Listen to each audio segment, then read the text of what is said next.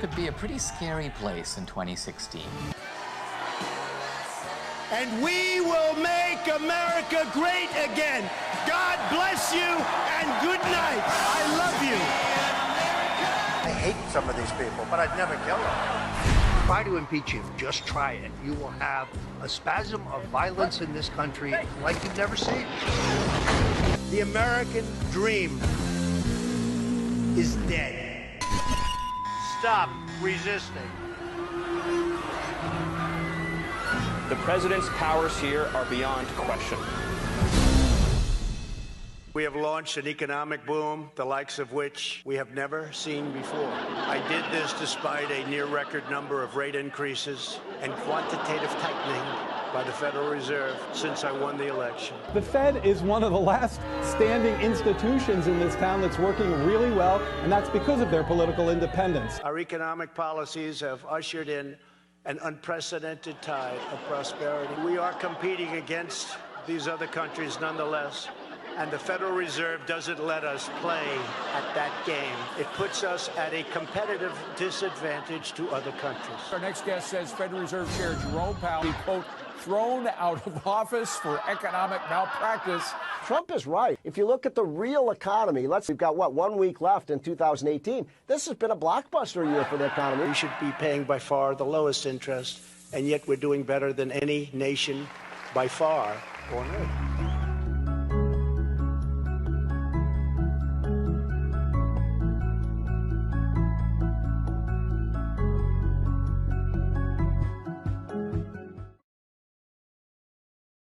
And this is their new hoax. I am officially declaring a national emergency. The president declaring a state of emergency, freeing up billions of dollars in federal aid for the coronavirus crisis. Hello, it's me. I've forgotten how it felt before the world fell at our feet. There's such a difference between us and a million miles. I want you to know that your federal government will unleash every authority, resource, and tool at its disposal to safeguard the lives and health of our people. The bill is passed. The House of Representatives passed a nearly $500 billion coronavirus relief package on Thursday, pushing the total spending to address the crisis to an unprecedented near $3 trillion. The economic toll from the virus has now thrown a record 26 million Americans out of work in just the past 5 weeks. As the virus called COVID-19 spreads, so does fear and panic, closing businesses, canceling events, and clearing store shelves. Across the United States, cities declaring a state of emergency, encouraging people to keep their distance and prepare for the worst.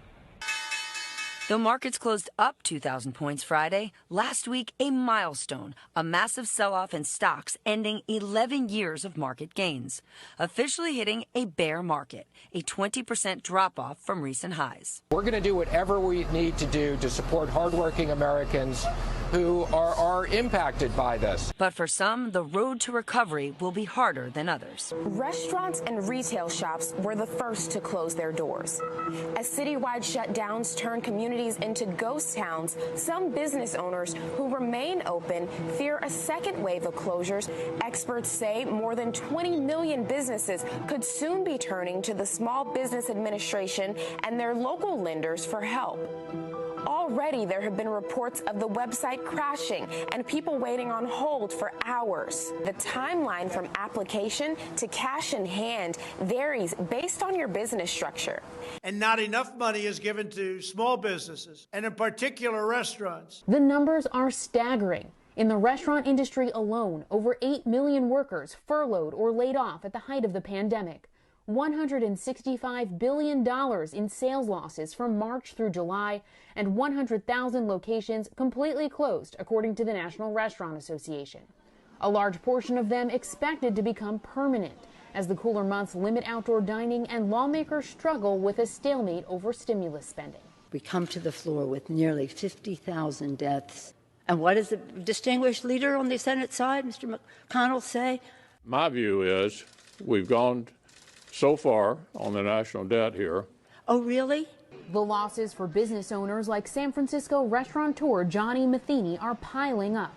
He already cut his workforce from 80 to 6 across 4 locations and is desperate for financial relief. I feel betrayed and let down because I keep thinking and believing and knowing we were forced to be shut down by politicians and the government, and for them to decide not to even negotiate to help the country right now, the country of small businesses, which is, I believe, the backbone of the American way. Most of the funds in Thursday's aid package will go to the Paycheck Protection Program, or PPP, which ran out of money last week. It seems some of it went to people who didn't necessarily need it. The Paycheck Protection Program was about $800 billion. That's a lot of money that was part of the CARES Act that Congress passed. About 40% of that money, something around $360 billion, actually did not go to workers as was the intent, but it basically went to business owners and shareholders. This was a ton of money that Congress pushed out the door extremely fast. It was essentially untargeted. Just about every business with fewer than 500 workers qualified, and most of those businesses took the money. In some cases, that money just did not end up going to workers. It basically went to the top 10% or the top 20% of the income stratum in the United States. A huge temptation for people suffering from drug addiction. And sad to say, some of the stimulus money will be killing people. Well, some find this cash as a temptation. Others find it as a way to make some fast money. They're the ones that are making out in this deal. They're getting rich off of this. Yep. So this whole legalization thing has not hurt your business? No. If anything, it's helped it. I mean, cops are chilling. They're looking for meth dealers and heroin dealers. That's what they're really worrying about. So from a law enforcement perspective, you've got no worries? No. No worries. I was the best I could be. I know that I had my flaws, but I gave all that I had. Spent more than I could afford, and lately I can't even eat. Lately I've been feeling ill. When you cannot sleep at night, that's when you know shit is real. Hell from the other side.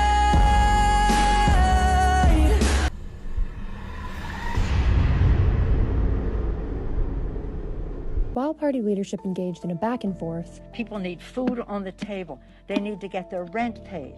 They need money in their pockets. We can't get the economy back to normal if we have an epidemic of lawsuits on the heels of the pandemic.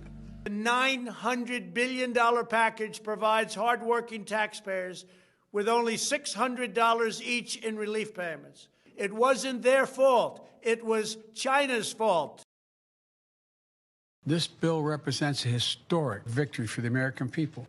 The motion House Speaker Nancy Pelosi celebrating as she gavelled in the final vote.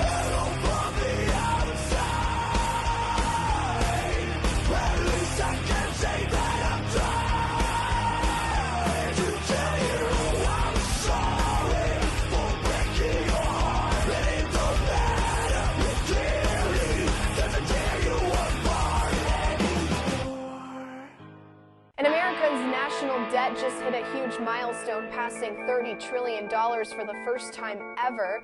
That sombering news come from Treasury Department data published Tuesday. Since the end of 2019, the national debt has surged by about $7 trillion. Goldman Sachs, JP Morgan, and Citigroup all reporting a lower fourth quarter profits, ending a streak of big gains. But Morgan Stanley, Bank of America, and Wells Fargo did report an increase in profits with Wall Street deals. Fool me once, shame on you. If fool me, you can't get fooled again.